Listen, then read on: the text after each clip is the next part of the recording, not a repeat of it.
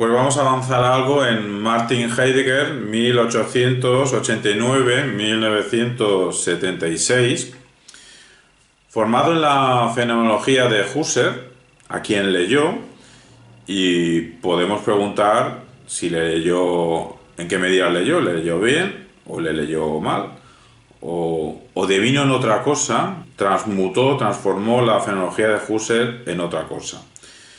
Quizá esa diferencia a la que llegaron discípulo y maestro, al final ambos dos maestros, tiene que ver por sus mentes dispares, distintas. Estamos hablando ahora de las características de la mente, de sus mentes distintas, conscientes, o podríamos añadir ahora de sus inconscientes, ¿no? Pero esto último ya no podríamos contestarlo. Podemos deducir por sus escritos de ambos dos que la mente de Husserl es matemática, es clara, y la mente de Heidegger es oscura, es poética. Esto me viene también a colación al comentario que hemos hecho antes, que claro que sí que hay filósofos y que son científicos a la vez, y hay filósofos o pensadores filosóficos amigos de la ciencia o amigos de lo científico, pero es que hay otros filósofos y pensadores filosóficos y pensadores a secas que sienten amistad hacia la poesía. Sí que muchos filósofos científicos tienen doble nacionalidad, pero hay otros filósofos que tienen doble nacionalidad con la poesía, con la literatura. Y en este sentido sería Heidegger. A Heidegger, si le dices que tiene que hacer filosofía científica, pues te dejaría y se iría a esquiar. Es decir, cosa interesante es que pudieseis rebuscar el debate de Davos en 1929 entre Martin Heidegger y Ernst Cassirer. Tiempo de Magos, el libro que ayer os recomendé, que es una lectura biográfica muy bien escrita, Tiempo de Magos, y hace una biografía que dije de Benjamin, que lo hemos nombrado, y Benjamin es 100% pensador hermenéutico, es que era de oficio crítico literario, bueno, es que el pobre hombre oficio, no es que llegó a tener mucho, pero bueno, él quería ser crítico literario Benjamin, Martin Heidegger, Cassirer y Wittgenstein, y es un libro fantástico, y hace unas comparaciones entre los cuatro, ¿no? Y entonces recrea, incluso con citas textuales, el enfrentamiento que hubo, la dialéctica, entre Martin Heidegger y Ernst Cassirer, que vendría a ser un enfrentamiento en dualidad que a veces nombro estas sesiones de concepciones más científicas, más analíticas de la filosofía y concepciones más llamadas continentales que a veces son igualmente rigurosas. Es que Husserl, por ejemplo, lo pone en los continentales, pero se parece, a lo mejor es más hermanado con la analítica. Y entre los continentales hay algunos que son amigos de la poesía y literatura, en este caso sería Heidegger. Pues bien, estamos hablando de una comparación entre la mente de Husserl, el maestro de Heidegger, una mente más racionalista. Incluso he encontrado autores como Ferran García Queralt, en 2015, que nos hace una comparación entre racionalismo democrático. Ya dijimos el otro día que teoría del conocimiento en general y filosofía y política están entrelazadas, no es que sean mundos dispares. Estamos hablando si la filosofía y la ciencia tienen algo que ver. También lo político y lo filosófico, claro que tienen mucho que ver. Pues Ferran García Queralt hace una comparación entre el racionalismo democrático de Husserl, que a mí la primera vez que oí este sintagma me sorprendió, porque Husserl aparentemente no tiene tratados de filosofía política de sensu stricto, de sentido estricto, ¿no? Y Heidegger tampoco. Y a Heidegger lo denomina irracionalismo antidemocrático. Sí que era un cliché llamar a Husserl racionalista y a Heidegger racionalista, pero nunca había oído la comparación de llamarle a uno racionalista democrático y a Heidegger antidemocrático. Sí que había leído acusaciones a Heidegger de antidemocrático y racionalista, pero no con esa comparación con su maestro Husserl. Nos explica Ferran García Queralt que en la obra de Husserl en 1913, esa obra puede ser interpretada como una filosofía democrática, incluso para una democracia filosófica. Eso es lo que dice Ferran García Queralt. Entonces se le puede estirar la comparación, que en ese sentido, pues el tiempo de 1927, pues podría ser una escritura con tendencia hacia la oscuridad, Claro, a toro pasado, como sabemos lo que pasó en 1933 en adelante en la Alemania, pues es muy fácil decir en nuestra postura que Ser y Tiempo, aparte de ser oscuro, tiende hacia una oscuridad política. Lo que pasa es que está escrito en 1927, unos años antes, en los que ya empezaba a oscurecerse el panorama político, pero todavía no es 1933 la irrupción del nacionalsocialismo. Lo decimos porque el otro día hablamos del cambio de actitud que uno puede tener con Heidegger cuando se da cuenta del compromiso que tuvo con el nacionalsocialismo, y eso es algo que no podemos olvidar, y lo voy ahora a seguir esa denuncia, pero a lo mejor hay que ser honesto con Heidegger y saber que Ser y Tiempo se escribió en 1927, quiero decir que antes de la irrupción exactamente del nazismo, ¿no? Esa es una pregunta que también dejo. Una cosa es el Heidegger posterior a 1945, que nunca se arrepintió de su compromiso económico, estuvo afiliado económicamente al Partido Nacional Socialista y nunca dejó de dejar de pagar.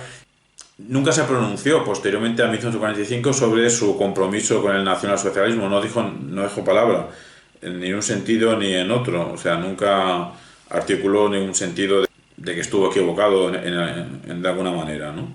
Entonces, a lo mejor hay que juzgar de una manera las obras de Heidegger antes del año 33 y de otra manera las obras del año 33 en adelante, ¿no?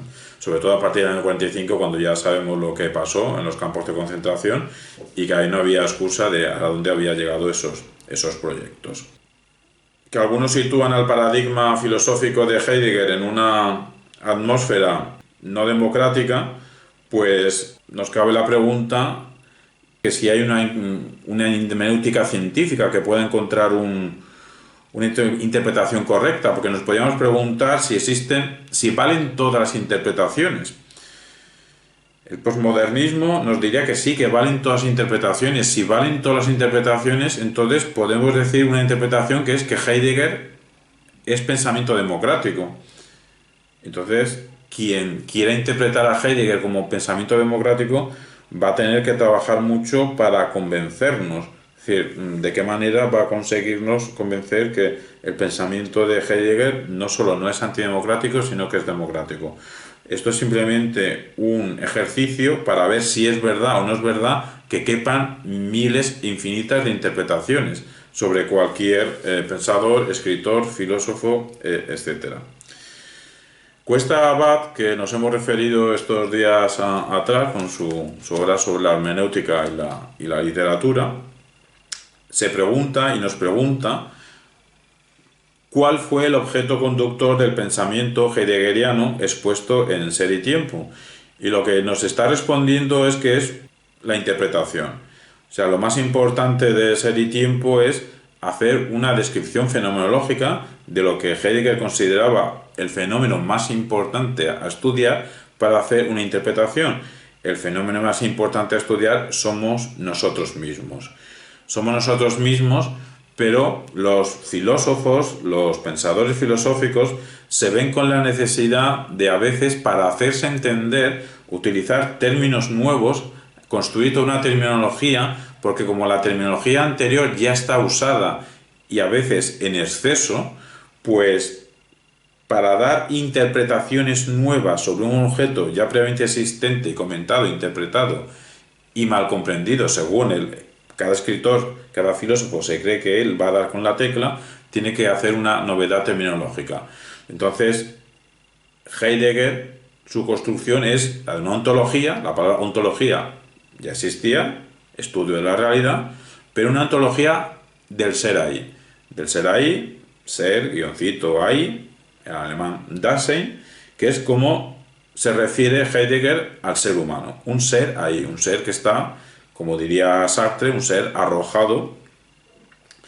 Y lo que le interesa a Heidegger, y por eso es lo que nos puede interesar a nosotros, zambullirnos en Ser y Tiempo, es porque lo que le interesa es la descripción de la relación que haya entre el ser, sea eso lo que sea, y entre el lenguaje, sea eso lo que sea.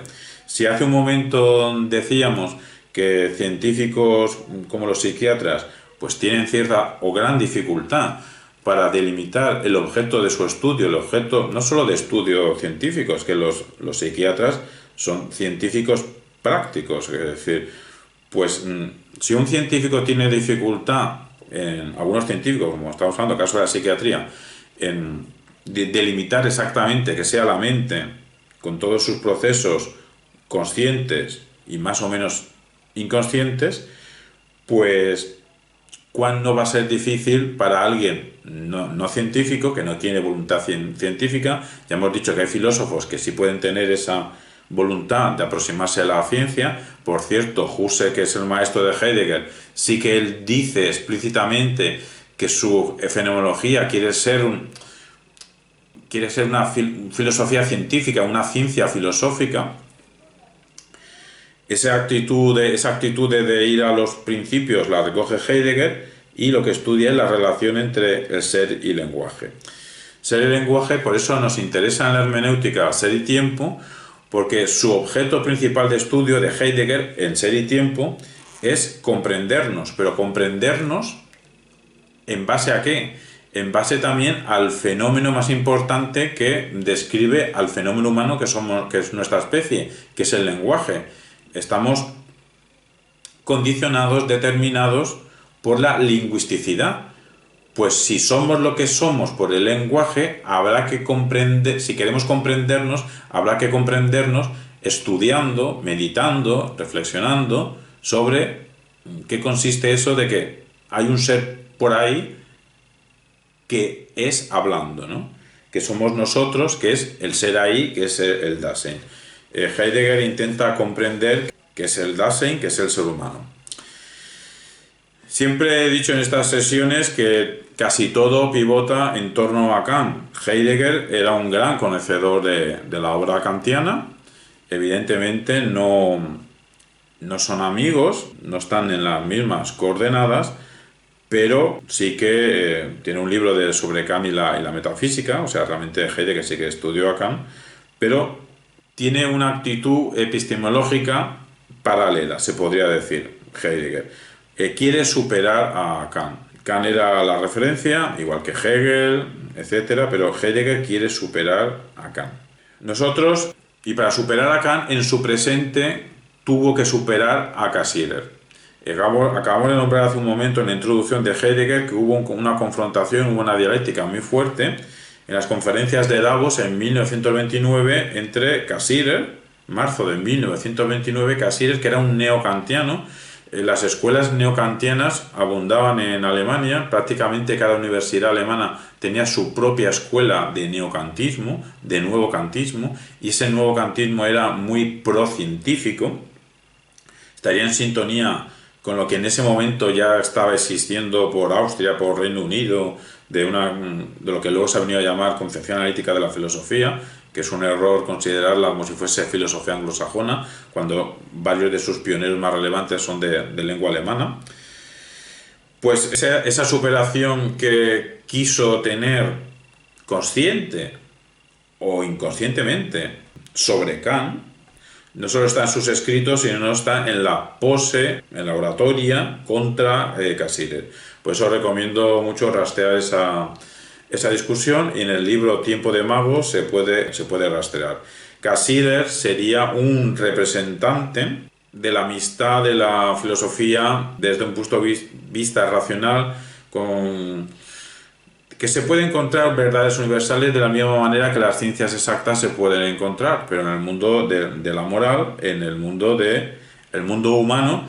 También Cassirer, por eso es importante la combinación, la comparación entre ambos dos, porque también Cassirer tenía una definición de ser humano como homus symbolicus, como un ser propiamente simbólico. No podemos pensar si no es a través de símbolos, decía Cassirer. Pero sí que se puede invocar una validez universal, pero invocarla de forma racional y justificarla de forma racional, Cassirer.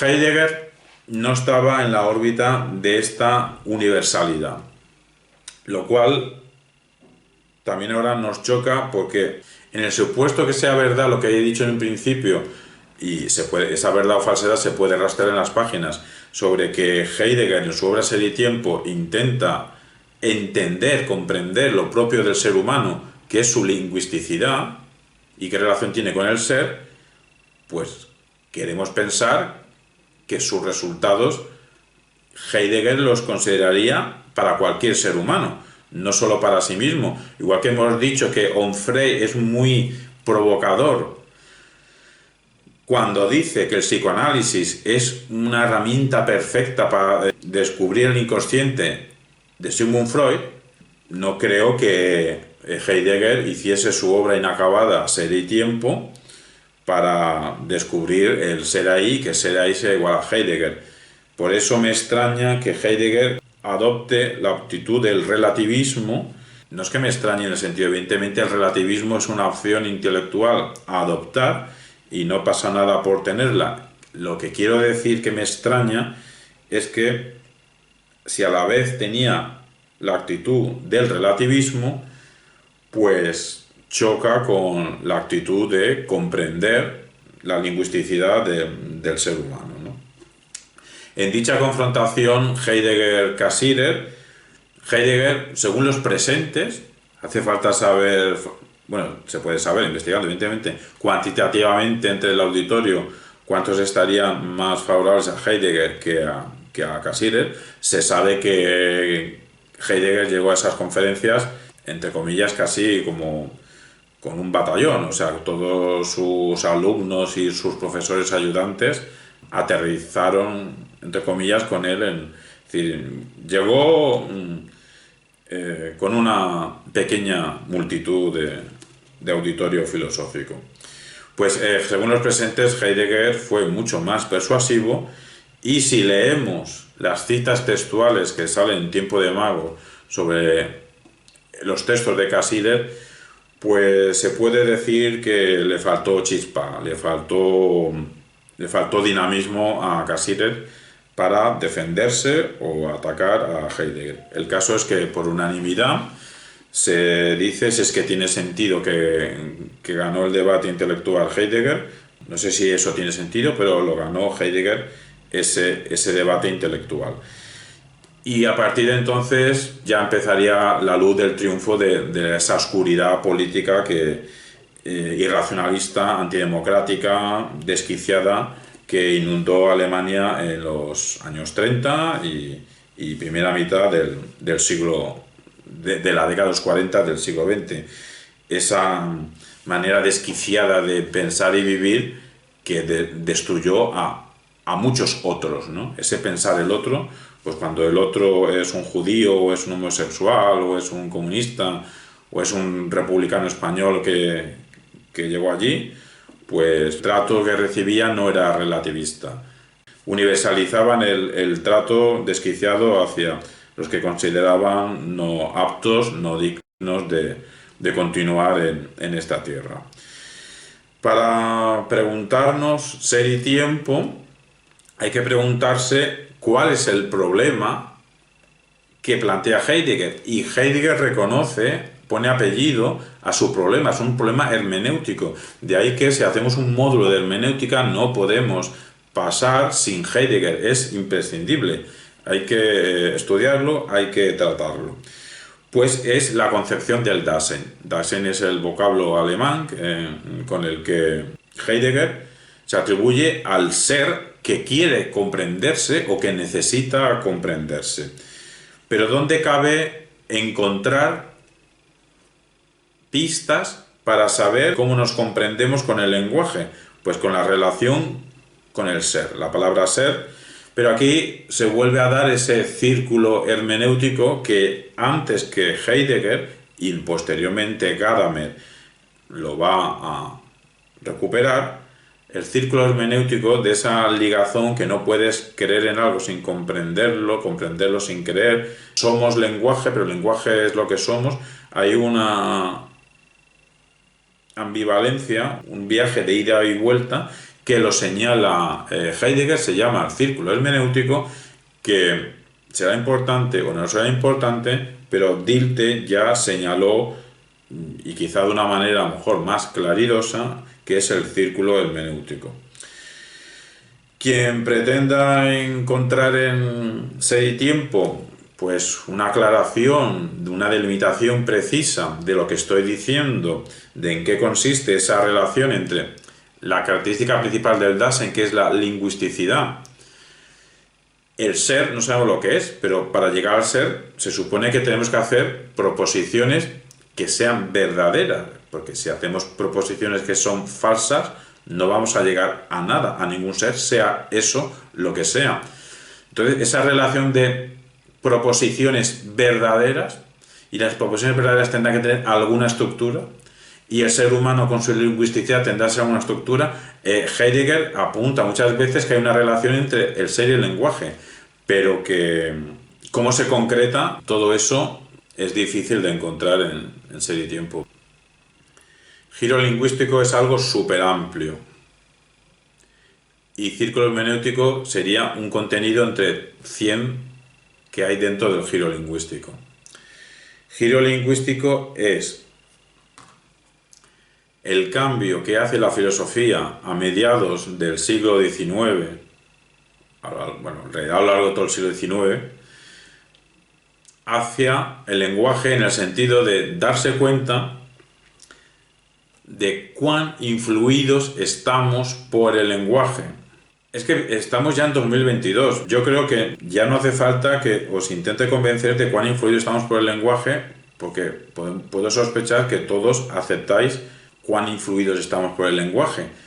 Pero es que la filosofía se pasó un par de milenios largos sin valorar esa preeminencia, esa preponderancia de lo lingüístico. Entonces, giro lingüístico es lo que quiere decir es que la filosofía a partir de cierto momento va a seguir estudiando los mismos fenómenos, pero desde la importancia del lenguaje. Y en esta manera de pensar hay 10, 20, 40 contenidos distintos, y un contenido de esos es el círculo hermenéutico, que se refiere que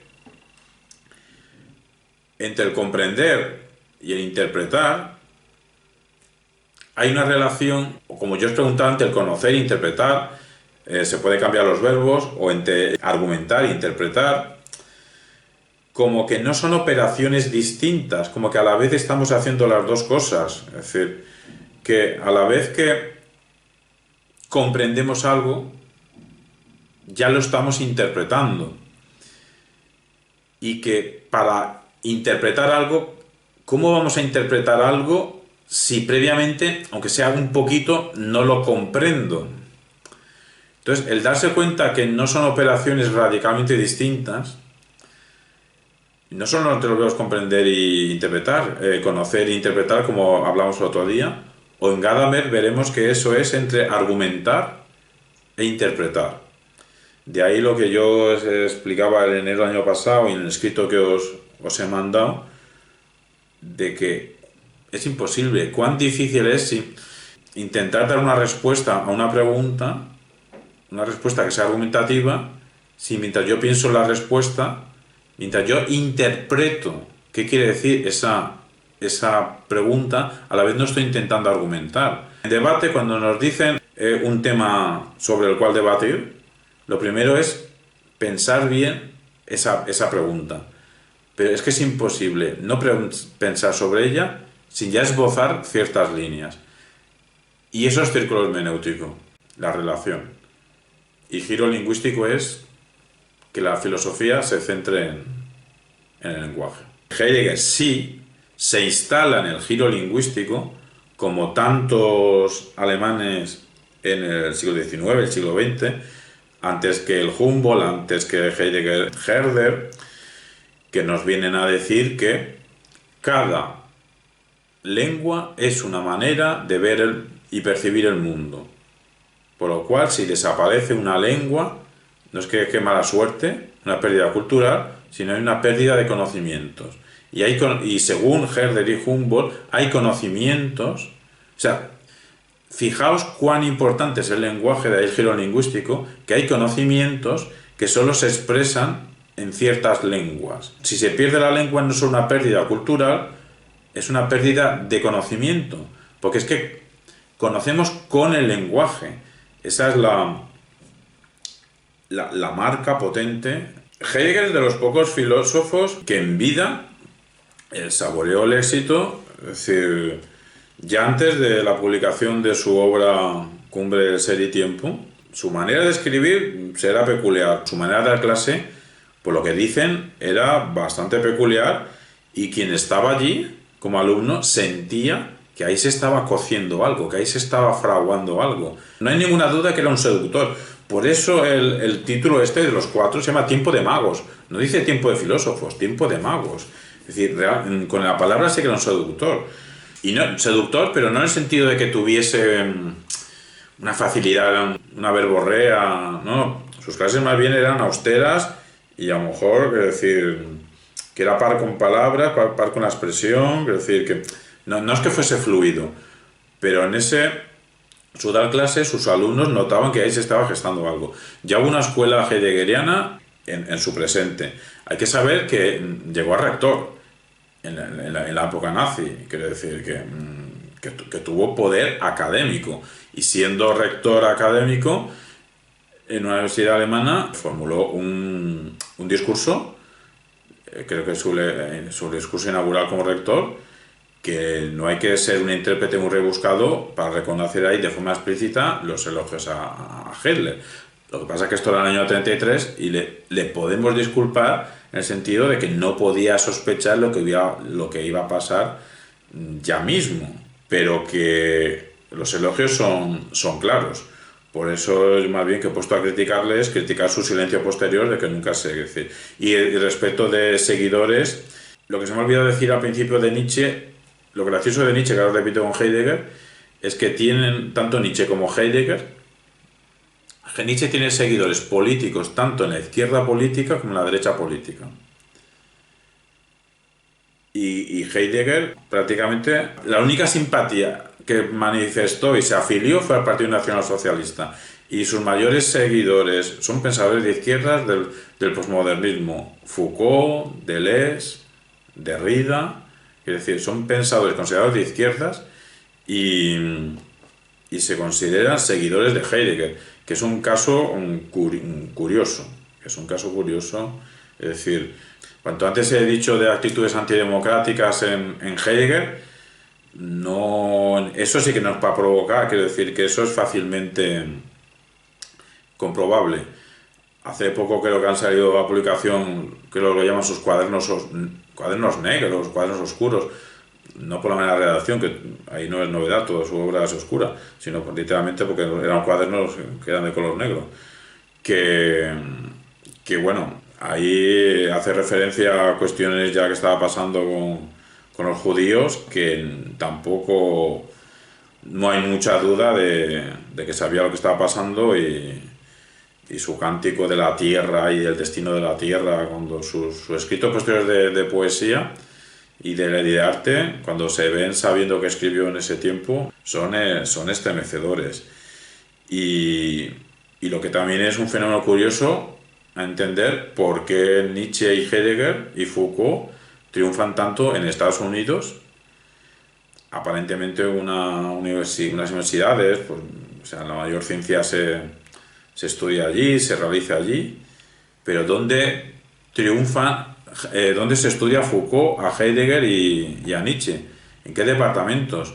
No en los departamentos de filosofía, en los departamentos de literatura. ¿Y Bakhtin sería seguidor también de Heidegger? Sí, bastante, sí. Y tiene un libro muy interesante que hace una sintonía, un entrelazamiento de Heidegger con Marx. Comunismo hermenéutico. Pero interesante en el sentido de que tiene una habilidad muy digna de elogio el saber entrelazar dos pensadores aparentemente tan contrarios y tan... Bueno, contrarios, ni siquiera son contrarios, porque contrarios sería el blanco y negro, pero es que Marx, pensador sobre la economía, sobre la política, y que Heidegger, sí, ya estamos diciendo su coqueteo nacionalsocialista, pero es decir, que sus libros de Heidegger no son de filosofía política ni de filosofía de economía. Heidegger, podemos decir que no tenía ni idea. Entonces, entrelazar Marx y Heidegger es mucho más difícil que entrelazar Wittgenstein y Russell. Los mayores seguidores de Heidegger, los posmodernos, y actualmente Hartmann. Os he comentado que hay, no sé si lo conocéis, el realismo especulativo es que es la última corriente filosófica. Y entonces es una corriente filosófica que intenta estudiar los objetos desde los objetos. El movimiento del realismo especulativo fue entre 2007, 2008 y la actualidad. Pues es Hartmann quien se basa en Heidegger, y Zubiri claramente es filósofo 100% y muy potente, es decir, y muy riguroso. Y Zubiri es súper interesante. Hartmann pues utiliza todo lo que dice Heidegger. Los objetos son útiles a la mano, que tenemos los humanos, ¿no? Que son, como Heidegger no quiere ser Kant, como Heidegger no quiere ser un romántico, como Heidegger no quiere ser idealista, como no quiere caer en lo subjetivo, pues intenta Heidegger hablar de las cosas sin ese subjetivismo. Entonces, como estos realistas especulativos actuales pretenden hablar de los objetos, pues al menos a Hartmann actualmente sí que hay una revigorización de Heidegger en el realismo especulativo, y lo de Zubiri viene a cuento con lo de Heidegger y con todo lo que estamos hablando, porque Zubiri es un filósofo que por motivo, yo que sé, si es que le faltó marketing o lo que sea, no es tan conocido como otros. Le faltó marketing, pero se las agenció para dejar la vida universitaria, y que no sé, el Banco Urquijo le financió la vida.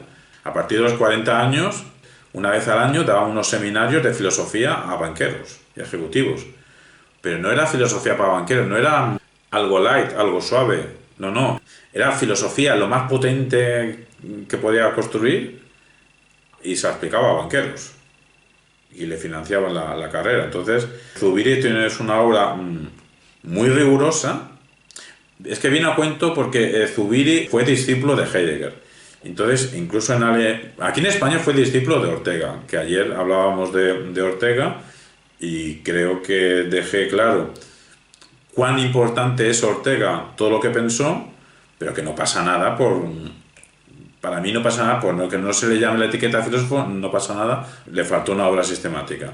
Pero lo que quiero decir es que Ortega, precisamente como no hizo una obra sistemática, como no acabó, cuando Ser y Tiempo se hizo tan famoso, y que a España se tradujo rápido, si no me confundo, por José Gaos, que luego emigró, creo que a México, pues Ortega al principio tuvo mucha admiración por lo que se decía en Ser y Tiempo, pero luego, entre comillas, rabia, porque las cosas importantes de Ser y Tiempo, Ortega creía que él ya las había dicho. Entonces se esforzó en hacer ver que ya estaba en sus escritos. Y de ahí la rabia que le dio, ostras, que me ha faltado una obra sistemática, me ha faltado una obra, un tratado de filosofía. Y por eso que la simpatía hacia Heidegger fue que, ostras, este más joven que yo, ahora se lleva el éxito, y esto ya lo dije yo. Y por eso Zubiri es súper interesante, porque siendo alumno de Ortega, capta de Ortega toda la pasión por la vida, se va a Alemania a estudiar filosofía, siendo ya licenciado en España, y es el doble juego. No solo acabará siendo discípulo de seminarios de Heidegger, sino es que en los años 20 del siglo XX se estaba fraguando en Alemania novedades en física teórica. Entonces, Zubiri iba a las clases de los que estaban construyendo la física teórica en ese momento, pero también se hizo discípulo de Heidegger.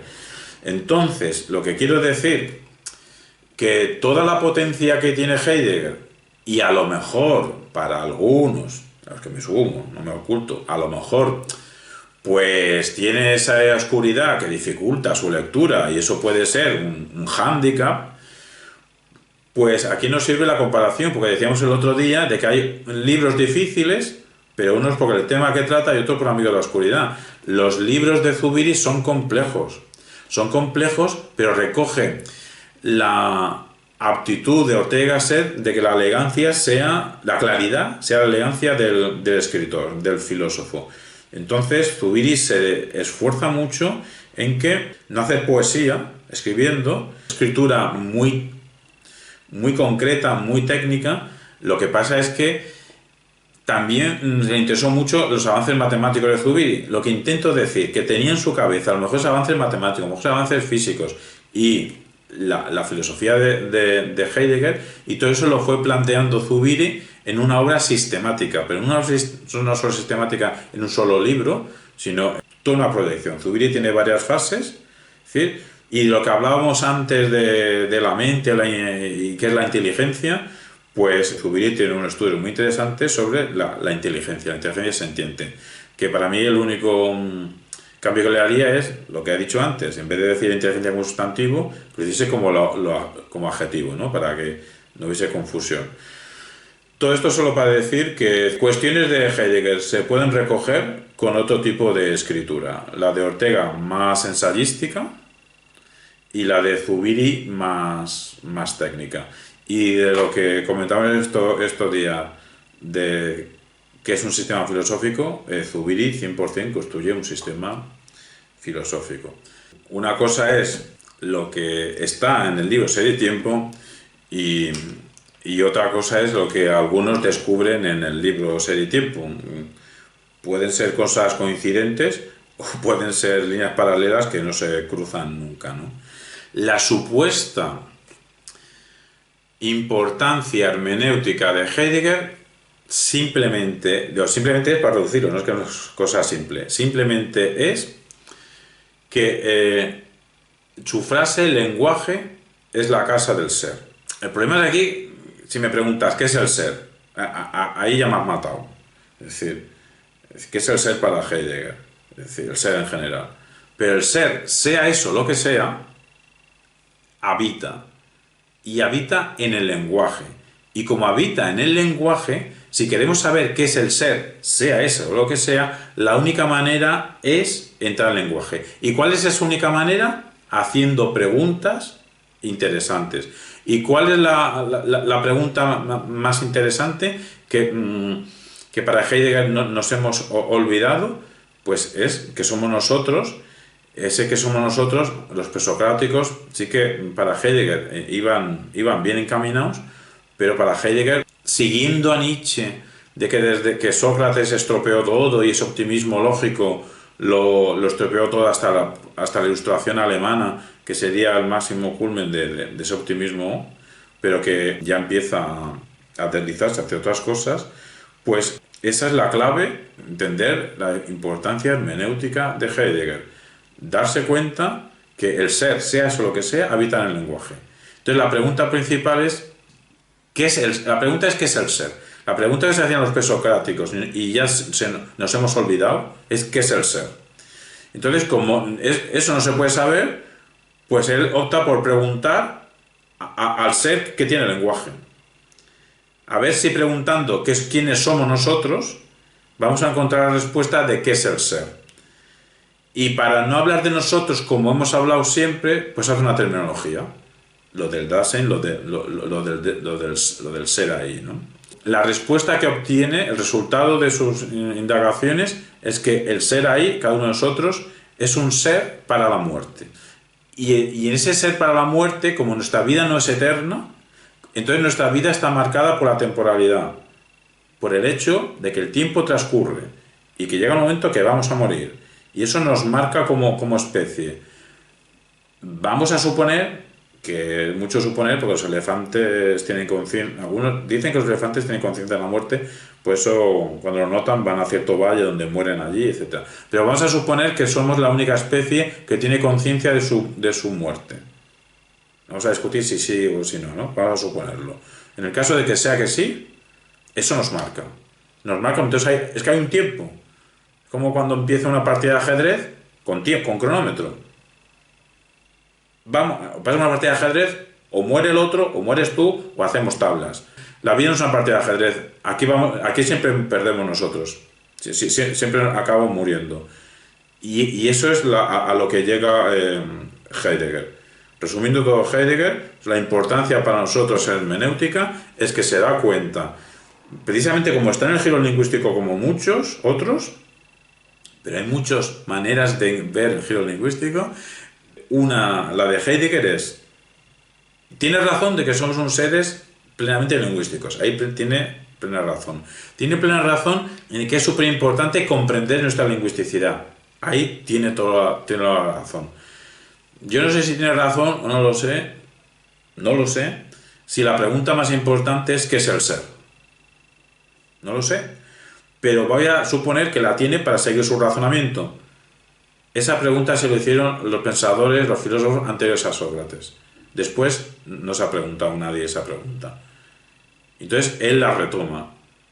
Y como físicamente ni intelectualmente puede hacerla, pues la estrategia que tiene, y vamos a concederle que es coherente, vamos a preguntar al ser que tiene el lenguaje.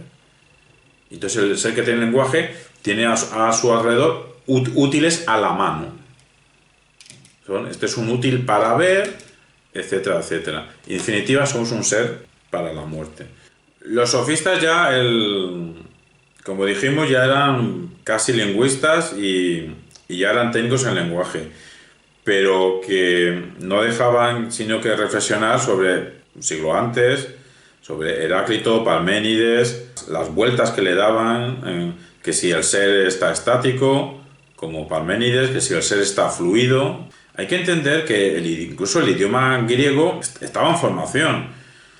Entonces, tampoco le podemos pedir a los presocráticos una exactitud terminológica, una precisión brutal a la hora de expresarse. Literalmente, la riqueza lingüística que tenía su idioma no es la misma que tienen nuestros idiomas actuales, ¿no?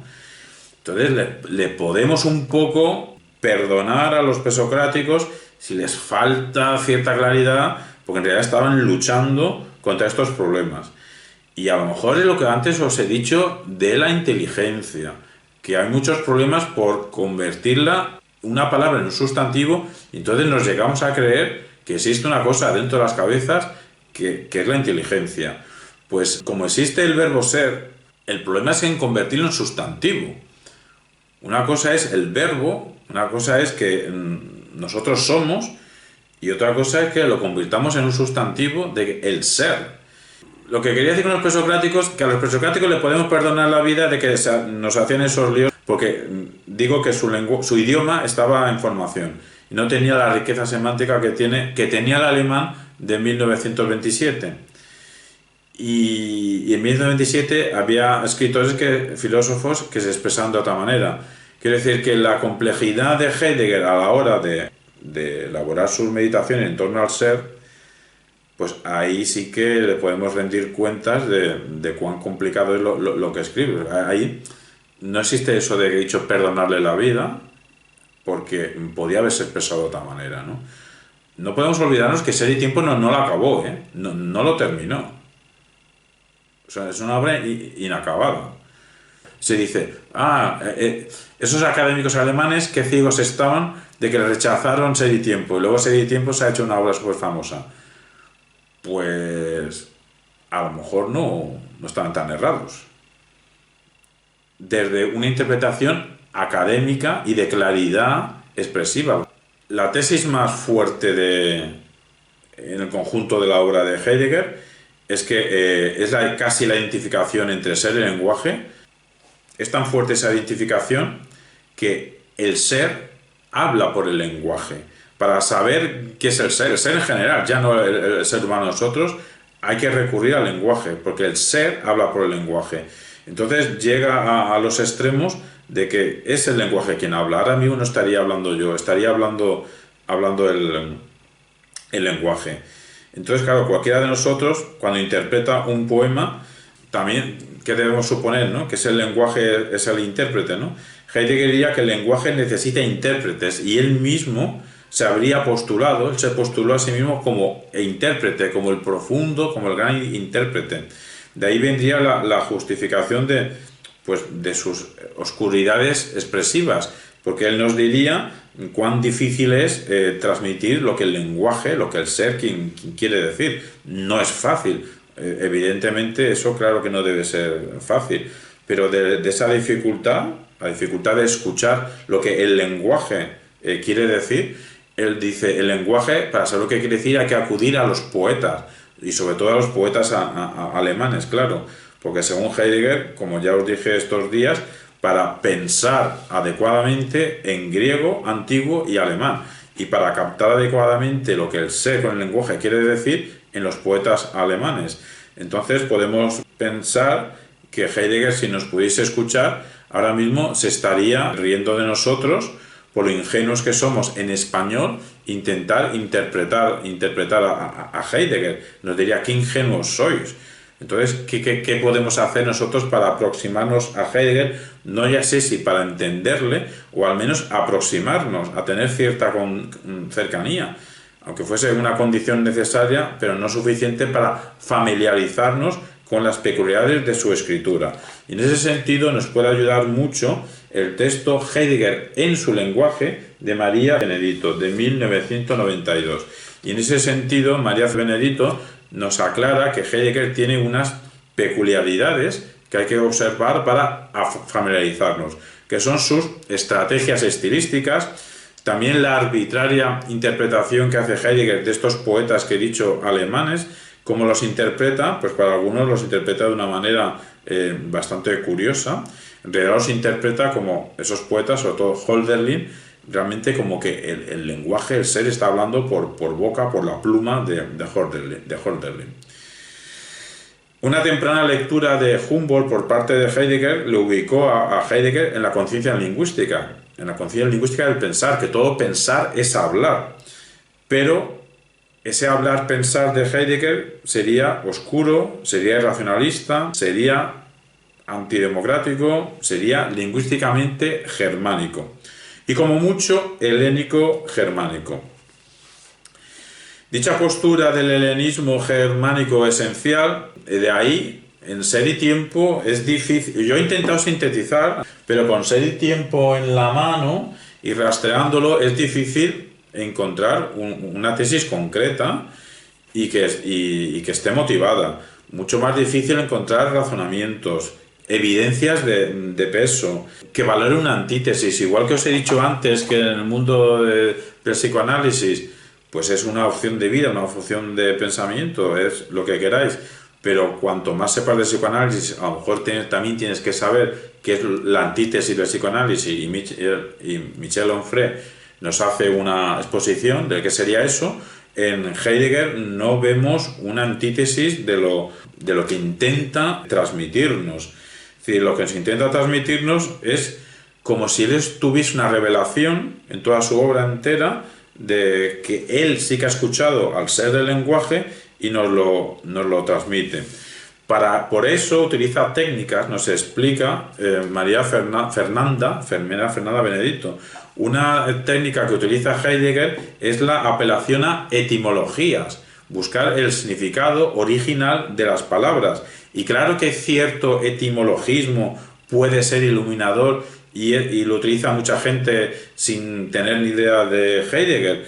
Pero una cosa es usar la etimología y otra cosa es abusar de la etimología, como si únicamente pudiésemos pensar sabiendo y usando el sentido originario, primordial, cronológicamente, que tuvieron las palabras, y los demás yo ahora mismo estaría haciendo un balbuceo, ni estaría pensando, ni hablando, ni nada, porque no estoy haciendo ninguna etimología. Otra de las peculiaridades que tiene Heidegger a la hora de escribir, pues por ejemplo, el abuso de guiones, el abuso de guioncitos. No se trata de hacer bromas, pero se puede encontrar alguna oración de Heidegger, se puede encontrar que no tenga guioncitos. Alguna hay, alguna se puede encontrar que no.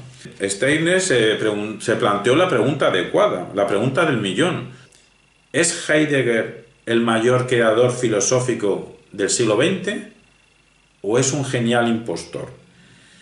Y claro, Steiner, podemos decir, él se considera neutral.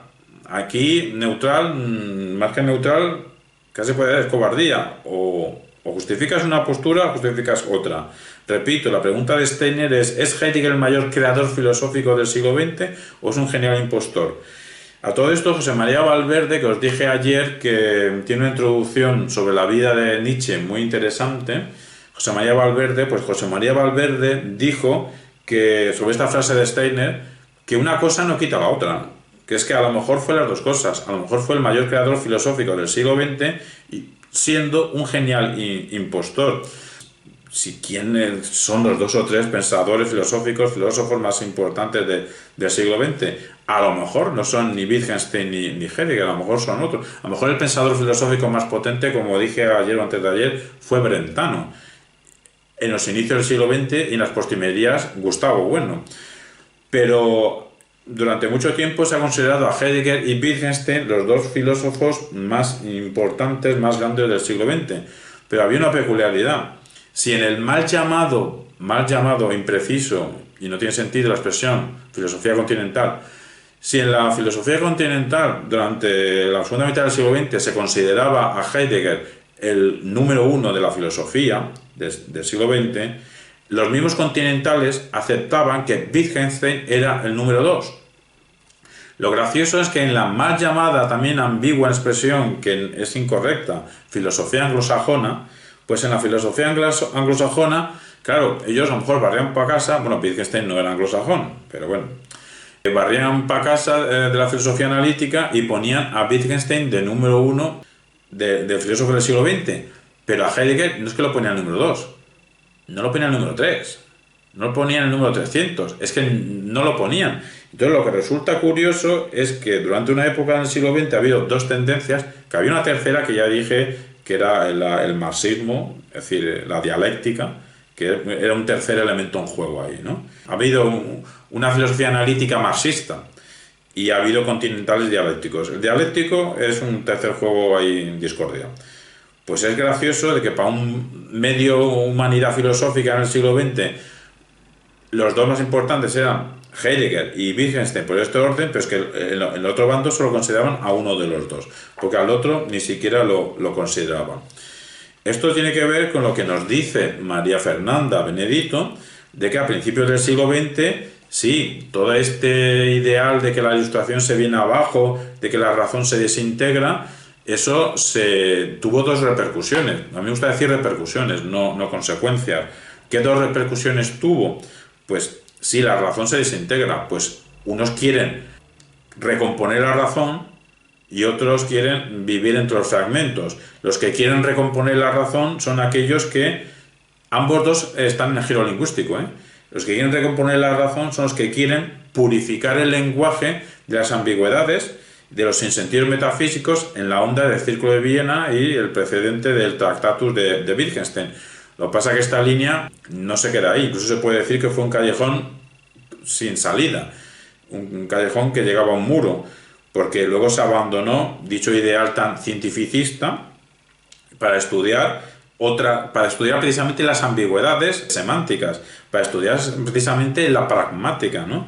Y lo que viene a ser la concepción analítica de la filosofía tuvo varias líneas. Una de las que empezó, sí, fue purificando el lenguaje, hacer que solo hubiese el lenguaje lógico, sin ambigüedades, pero luego acabó creando filosofía del lenguaje ordinario, que es potencial. Pero la otra tendencia nos recuerda María Fernanda Benedito, que es reivindicar que el lenguaje tiene una autonomía propia, y esa autonomía propia es su propia ambigüedad y que es una riqueza, y evidentemente es una riqueza. Es que si no hubiese riqueza en el lenguaje no habría hermenéutica. Allí donde solo quepa un solo sentido no hay interpretación ninguna ni cabe hermeneuta ninguno. Entonces esa segunda tendencia, que de forma simple pero incorrecta se asocia a la mal llamada filosofía continental, es la que quiere recrearse en los sinsentidos, en los que quiere explotarlos. Pero una cosa es explotarlos y otra cosa es, digamos, llegar a lo que a algunos nos parece extremos, de tener tesis como que yo ahora mismo no estoy hablando y es el lenguaje el que habla. El lenguaje habla por mi boca, ¿no? Hablamos y no compartimos opinión, a veces entre nosotros no la estamos compartiendo. ¿Qué pasa? ¿Que el lenguaje es contradictorio? Es estudio psicológico lo de que una persona se considere que él es el que puede hablar en nombre de los dioses, ¿no? Pero es estudio psicológico también de que a lo mejor ciertas personas que tengan una aversión hacia cálculos matemáticos, hacia el rigor de las verdades científicas, pues se sienten más a gusto en escrituras que recrean lo ambiguo, que se acercan a la poesía y que tienen doble nacionalidad literaria filosófica, y si puede ser, me pido poética en vez de literaria. Que la poética parece ser que sea un lenguaje más profundo que conecta más con el ser. Es que hay escritores filósofos que es fácil decir, enseñar lo que dicen, y en otros como Heidegger es difícil enseñar lo que dicen. Entonces María Fernanda Benedito lo que nos dice es que parece ser que lo que entendía Heidegger por pura hermenéutica es habla del ser. De ahí que para llegar a semejante habla ontológica, habla sobre la realidad, pues Heidegger se impuso la tarea de crear un lenguaje, más que un lenguaje, una terminología. Una terminología que fuese una contestación a la metafísica tradicional. Y entonces ahora ya es nuestra voz, no María Fernanda Benedito, ¿por qué Martin Heidegger tiene un acceso privilegiado al ser? Porque él es el que puede hablar en boca suya el ser. Porque, claro, una respuesta podría ser, es que claro, Heidegger habla en nombre del ser porque Heidegger razona mejor que los demás. Esa contestación a algunos no nos sirve porque es que físicamente no apreciamos un razonamiento en Martin Heidegger mejor que el de Brentano, por ejemplo. Entonces, esa opción, pues algunos la podemos descartar. Y si esa es la opción de que es un razonamiento magistral, pues entonces lo que invitamos es a coger la obra de Heidegger y que se muestre esos razonamientos para poder decir que Martin Heidegger está en el podium número 1 de los filósofos, porque son muchos los hermeneutas o seguidores o fascinados por Heidegger que lo sitúan como el filósofo más importante del siglo XX, ¿no? Que algunos todavía estamos esperando ver la muestra de esos razonamientos para que lo cataloguen como el mayor filósofo del siglo XX. Lo que nos diría, para aclararnos, María Fernanda Benedito, es que Heidegger está alcanzando el sentido originario de las palabras. Entonces nosotros no entendemos qué significa la expresión sentido originario de las palabras. Se nos podrá explicar que a ese sentido originario se llega por la etimología. Si nuestro lenguaje es una proliferación de darse sentidos, es decir, ¿quién es el que va otorgando sentidos? ¿Y por qué algunos hermeneutas privilegiados pueden captar dichos sentidos? Y claro, será que esos sentidos son muy difíciles y de ahí que su escritura sea difícil, ¿no? Pero no logramos entenderlo. Y luego, ese supuesto ser, en el caso de que sea un ser el que es un otorgador de sentidos, ese ser otorgador de sentidos, ¿cuánto tiempo estuvo? O como diría Nietzsche, es un eterno retorno, ha estado esperando eternas veces a que llegase una y otra vez Martin Heidegger, a que Martin Heidegger escuchase el susurro primigenio del eco del ser. Nosotros no entendemos, esta es nuestra interpretación inválida, imprecisa, injustificada, que la hacemos pública como ejercicio de hermenéutico e invitaros a dar respuesta, invitaros a reflexionar y como estímulo. Porque de ser así que Martin Heidegger ha sido capaz de escuchar el susurro primigenio del eco del ser, realmente eso hay que reconocerlo, que es una gran hazaña. Si lo ha conseguido, no es que sea el mejor filósofo del siglo XX, sino que es el único filósofo de toda la historia de la humanidad, y presente y futura, porque con su propia voz escrita de Heidegger ha conseguido dar voz escrita y sonora en sus conferencias, en sus clases, de las palabras del ser. Lo que no nos queda claro es si la escritura de Heidegger, si es un acto pasivo o es un acto activo. Quizá a lo mejor aquí la psiquiatría nos puede aportar algo. O sea, no sabemos si esta escritura es activa, porque supone todo una creación, todo un acto creativo, harto singular. Si esto es una actividad pasiva, porque se refiere simplemente a recibir el ser, ¿no? Sí, esas son las dudas que nos saltan a algunos. El caso es que el escritor Heidegger sí que se presenta a sí mismo como determinado por y desde el lenguaje, ¿no? Lo que consideramos nosotros una comunicación bastante extraña. A todo esto, María Fernanda Benedito nos dice que para conseguir esto, otra técnica que utiliza, pues es hacer un paralelismo entre términos latinos y términos alemanes, juego, y también un uso insólito de ciertos adjetivos que los convierte en sustantivos. Y muchos neologismos. Muchos neologismos y, como he dicho antes, la concatenación de palabras unidas por guiones, ¿no? Pues podemos cerrar la reflexión en torno a Heidegger.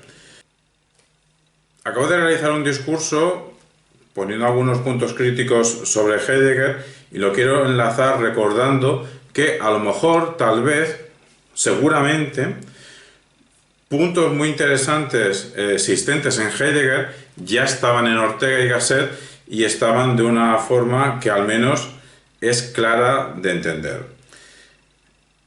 A Ortega y Gasset también se le puede decir que le falta sistematicidad, que le falta, no que desgraciadamente le falta, no es que sea una crítica. Lo digo porque si se quiere contenidos en algún punto similares a Heidegger, pero con sistematicidad, que no la tiene Ortega, ahí tenemos a Zubiri. Pero es que Zubiri, aunque también recibió influencia de Heidegger, luego eso le dio vueltas y hizo un avance propio. Todo esto es por reclamar de que en español se puede pensar y se puede comparar los libros, cuáles hacen preguntas más hermenéuticas, cuáles dan respuestas más claridosas, aunque la fama mediática se la lleva a lo mejor más un Martin Heidegger que no un Xavier Zubiri. Antes he comentado que Harman, pues Graham Harman, está dentro del movimiento del realismo especulativo y es un movimiento filosófico que nació en blogs de internet, que nació en personas que estaban haciendo tesis doctorales y compartían pensamientos. Al final hicieron un congreso que lo llamaron, surgió el nombre de realismo especulativo, podría haber surgido otro tipo de nombre, de materialismo de los objetos, por decir algo, ¿no? La sublínea dentro del realismo especulativo de Graham Harman es filosofía, o creo que dice pensamiento orientado hacia los objetos, y hace una estética que es estética orientada a los objetos.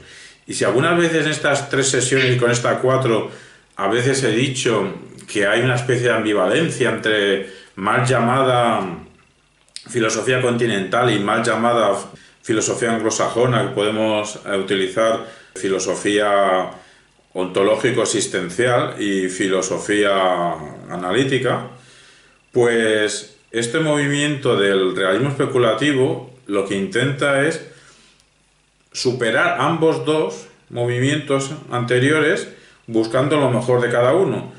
En la mal llamada filosofía continental encontrarían tonos de creatividad, de brillo, que quizá los típicos artículos analíticos muy metódicos, muy precisos, muy meticulosos, les falta ese brillo, ese aire literario.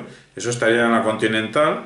Quieren esa creatividad, pero no quieren caer en el relativismo del posmodernismo. Es decir, lo que pasa es que, claro, la no caída del relativismo que está en la analítica, con lo cual lo que acabo de decir no es cierto, porque Richard Rorty también es de la concepción analítica de la filosofía y es relativista. O sea, no se puede hacer aquí ninguna afirmación, todas van a ser discutibles, pero tenemos que decir alguna para poder avanzar. Pues el no relativismo de la filosofía analítica sería un acierto para estos realistas especulativos, pero le faltaría creatividad lingüística. Entonces han generado un artefacto filosófico nuevo y potente, son 7 u 8 pensadores, y el resultado es bastante impresionante, porque aunan la creatividad con el rigor. Y entonces uno de ellos lo hemos nombrado antes, que es Graham Harman, y lo hemos nombrado para poder responder que si Heidegger tiene seguidores. Entonces, Graham Harman recomiendo este libro de Hacia el realismo especulativo, porque explica cómo llegan a estas concepciones de pensar los objetos desde los objetos, y el libro más relevante o famoso de Graham Harman, El objeto cuádruple, lleva precisamente por subtítulo Una metafísica de las cosas después de Heidegger. Pues una vez nombrado esto como relevancia, pues ahora os voy a leer de un servidor mi propia hermenéutica sobre Heidegger, que es un comentario sobre todo de esta recopilación de Heidegger de estudios sobre mística medieval, y paso a leer mi comentario en su momento. Se titula, como pregunta, ¿Heidegger místico? Martin Heidegger tuvo la suficiente habilidad como para primero en sus clases dar la impresión de que allí había alguien que estaba pensando, y después en su escritura hacer ver que estábamos ante un pensamiento profundo. El resultado sorprendente es que algunos individuos con una sólida formación filosófica le ubicaron en la cúspide de la filosofía del siglo XX, o cuando menos como una de sus altas cimas. Circunstancia esta que influyó en una masa de lectores, con una competencia filosófica más bien austera. También hubo lectores, como Habermas, que reconocieron que fueron en un principio fascinados por el fenómeno heideggeriano, pero que supieron reaccionar a tiempo. Cabe decir que siempre existieron firmes opositores, como Ernst Cassirer, quien se enfrentó personalmente en el célebre encuentro de Davos de 1929 sobre la herencia kantiana, aunque lo que de verdad estaba en juego era qué concepción del mundo triunfaba, si el neohumanismo lógico o el antihumanismo irracionalista. Rudolf Carnap, quien en 1932 publicó en su artículo La superación de la metafísica mediante análisis lógico del lenguaje, ahí publicó su ataque a las expresiones sin sentido en qué es la metafísica de 1929, o Adorno, que le recriminó su jerga de la autenticidad, en cuanto a palabras que resuenan solemnemente como si fuesen sagradas, cuando simplemente son un elemento preconceptual que ocultan un vacío semántico, la sublimación del auténtico ser operaría como glorificación de una ideología de la sangre y del suelo. Y ya sabemos de las conexiones de esta jerga de la esencia alemana con un régimen, el nacionalsocialista, exterminador en pro de dicha esencia. El deslizamiento o cercanía o incluso ubicación de Heidegger en la poesía es un lugar común. Cada uno con sus matices pueden aceptar tanto sus seguidores como sus detractores. Lo que cabe preguntarse es si se adentró en el terreno de la mística. Es un hecho biográfico que la formación inicial de Heidegger durante los años 10 del 20 fue en teología católica, Agustín, Tomás, Suárez, y en mística medieval, Eckhart, unos estudios que completaría con Husserl, cuyas investigaciones fenomenológicas estarían ya anunciadas, según el joven Heidegger, de 1916 en la escolástica cristiana, orientada de forma objetiva al contenido cognoscitivo, y es que el pensar de los filósofos medievales tiende hacia el ser. De lo que nos están hablando, y desde una forma impersonal, es del carácter intencional del conocimiento. Este entramado de ideas del escolasticismo medieval, que expresa conceptualmente lo que los místicos experimentan, constituyen un fondo de pensamiento desde el cual nunca dejó de caminar. Unos pasos que le llevaron ya en los años 20 del 20 a Ser y Tiempo, y también al último Heidegger. Es sorprendente la coherencia interna de los escritores con clara vocación antiintelectual. Lo que llama la atención al Heidegger de 1921 en cuanto fenomenólogo de la religión, de la experiencia vivencial religiosa, es ese distanciamiento propio, no de un hombre teórico, sino emocional, susceptible de comprensibilidad por parte de individuos afines a la religiosidad, pero no de racionalización, ya que la vivencia mística no puede disolverse en componentes lógicos. Para Heidegger, lo esencial del ámbito religioso no es el alejamiento autista, sino la contemplación. El principal paralelismo que presenta Heidegger con el misticismo es que, de manera semejante a como los místicos conciben al ser humano en función de un concepto trascendente, Dios, este escritor concibe al ser ahí, eso arrojado que se supone que somos, en función del ser, con S mayúscula. En ambos casos no hay una perspectiva antropológica propiamente dicha. El místico tiene algo que Heidegger anhela. Su experiencia es claramente no discursiva. Ser y tiempo presenta conceptos de resonancia religiosa, como caída, culpa, conciencia. Y el último Heidegger decididamente ha renunciado a la argumentación en pro supuestamente del poetizar.